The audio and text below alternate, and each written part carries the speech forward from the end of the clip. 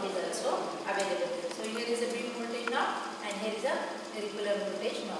So by changing this regular voltage, one can change the output voltage also, right? So here we will start from here, okay? So say this is my 54 volts, okay? So you may please note down this reading. So this is my say 54 volt, right? So I can write here this 54 volt also, okay?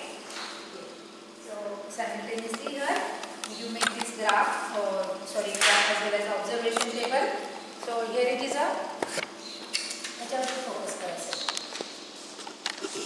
So here we will make it as a serial number, right? Serial number. Then here is your repeller voltage, okay, which is also called as a reflector voltage, which is in volts. Then after that there is your output voltage, which we observe on the CRO and which is actually here in the millivolts. And here you are going to find out your tune frequency, right, or dip frequency, which is also called as a dip frequency, because for which you are getting the dip, and this frequency is in the gigahertz frequency range, right? So you make an observation table like this. So you can see here voltage available here on this Klystron power supply. It is a 55 volts, right? Now for this corresponding 55 volts, you measure here the output voltage. How much it is? The output voltage one can measure here. It is 1, and how much it is? Something 1.1 millivolts, right? Multiply by 50 millivolts. Now I want to observe the dip frequency for this. How to find the dip frequency? You know, this is a Klystron power supply, reflex Klystron tube. This is your isolator. Then this is your frequency meter, variable attenuator, diode detector, and which is connected here to the CR, which is same as that what we have seen on the board, right? Now here I am going to tune my this one frequency meter. So I am observing one dip at one particular point. So only for one particular point I will observe. See here, somewhere here I observe the dip. So you can see the dip I observe here only for one frequency, right? For this frequency only I observe the dip. But for all other frequency you can observe on the CRO, you are getting the same type of the output. Only for one frequency you are getting the dip. Okay. So reason already I had told in the previous practical. So here you can measure these two lines are there. Okay. Two vertical lines. You may please focus on this frequency meter. Specs.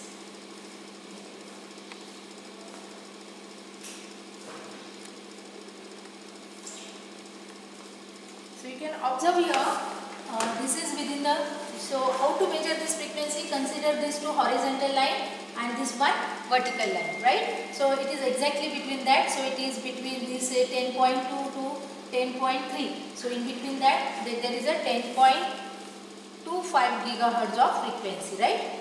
So this is my tune frequency. Now I am detuning it, so I am getting the same output, right? Now I am changing my repeller voltage. So I am changing my repeller voltage. I am increasing my repeller voltage. So it is increased behind that something.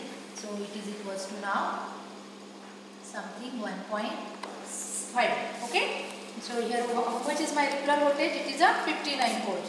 So 59 volt or 59 volt it is equals to 1.5. No, it's greater than 1.5. It is approximately 1.7 into 50 millivolts, right? This is my second output.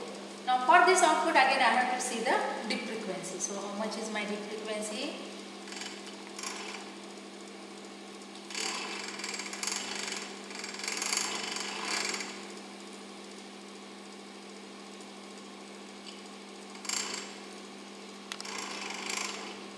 Here I am getting the dip frequency. Okay.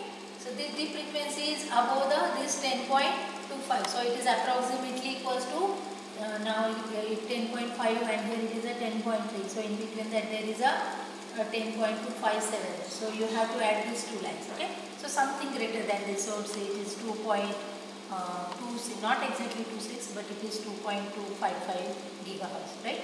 So like this. So greater than this frequency. Now again I am detuning it. Okay. Now I am changing it. I am changing my repeller voltage. So I am changing my repeller voltage. So here is my change repeller voltage, something this much only. 260. Okay, this much. So how much it is? It is equals to, it is less than something 1 also. So it's a 1.8 approximately. And here is repeller voltage. First first of all note down this rippler voltage.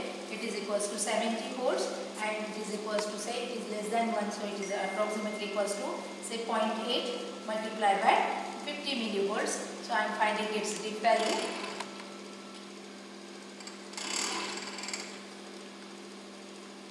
Actually some distortions are there, so it is not showing exactly. We can find the dip because for only one frequency you get the dip. Okay, somewhere here I am getting the dip. So it is going towards, say, 9.94, right? It's a 9.94 gigahertz of frequency. So like this I am getting here the mode. So here I can draw this mode characteristics like this. Somewhere here I am getting this voltage, say 55 volts, then 59 volts, 70 volts. So for this I am getting like this. So for this corresponding frequency I am getting frequency here, I am getting frequency here, somewhere I am getting frequency here, and like this I can change the output. Now you can see for some output you are not, for some rippler voltage you are not getting output. You can observe on the CRO and simultaneously on here on the Clastron power supply. See, I am making it at 76. What is there on the CRO? Nothing is there on the CRO. Now I am making here this, still I am increasing here something 80. Still I am not getting anything on the CRO, right? But now if I increase it, so I will get something on the CRO. Again I have to repeat the same procedure that I have to find the dip. Okay. Similarly now I am changing here the voltage, I am getting the characteristics like this and like this. You can observe directly. So here is a minima, then here is somewhere there is a maxima. Again I am getting here after this sometime I am getting minima. Okay. So that means 3 points I observe. But after that again for some rippler voltages I am not getting anything on the CRO. You can observe on the CRO. Right? So that point is corresponding to this point.